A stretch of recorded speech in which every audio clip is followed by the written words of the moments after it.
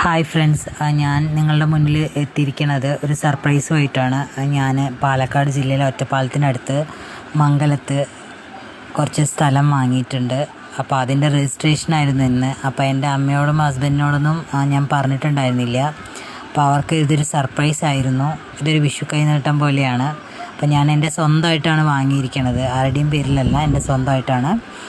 അപ്പോൾ ഞാൻ അമ്മയുടെയോ അച്ഛൻ്റെയോ അല്ലെങ്കിൽ എൻ്റെ ഹസ്ബൻഡ് ഫാമിലിയുടെ ആരുടെയും ഒരു സ്വത്തോ മുതലോ ഒന്നും കണ്ടിട്ടല്ല ഞാനിത് വാങ്ങിയിരിക്കണത്. എൻ്റെന്ന് പറഞ്ഞിട്ട് എനിക്ക് എന്തെങ്കിലും വേണമെന്നുള്ളൊരു ദൃഢനിശ്ചയം എനിക്ക് മുൻകൂട്ടി ഉണ്ടായിരുന്നു. ഒരു 14 വർഷമായി ഓരോ ഡ്രീമും ഞാൻ കണ്ടുകൊണ്ടിരിക്കുമ്പോൾ എല്ലാം നെഗറ്റീവ് പറയാൻ മാത്രമേ ഉണ്ടാവുള്ളൂ, പോസിറ്റീവ് പറയാനില്ല. അങ്ങേ അറ്റം വരെ എത്തിയിട്ട് പലതും നശിച്ചു പോയൊരവസ്ഥ ഉണ്ടായിട്ടുണ്ട്.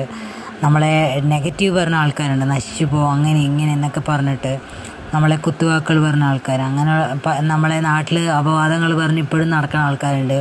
ബന്ധുക്കാരി സ്വന്തക്കാരി തമ്മിലടിപ്പിക്കുന്ന ആൾക്കാരുണ്ട്. എന്ത് നല്ലത് ചെയ്തു എന്ന് പറയാൻ ആരും ഉണ്ടാവില്ല. പക്ഷേ ഇതെൻ്റെ ഒരു അച്ചീവ്മെൻ്റ് ആയിട്ട് ഞാൻ കരുതുന്നു. എത്രയൊക്കെ ഞാൻ സത്യസന്ധത കാണിച്ചാലും എത്രയൊക്കെ ഞാൻ ആത്മാർത്ഥത കാണിച്ചാലും കുറേ ആളുകൾ എനിക്കിട്ട് പണി തന്നുകൊണ്ടിരിക്കുന്നുണ്ട്. ഞാനായിട്ട് പണി തരുന്നില്ല, ദൈവമായിട്ട് തരുന്നുള്ളൊരു ഉറച്ച വിശ്വാസമുണ്ട്. കാരണം ഞാൻ ഉറച്ച ദൈവിക വിശ്വാസത്തിലുള്ള ആളാണ്. അതുകൊണ്ട് താങ്ക് യു.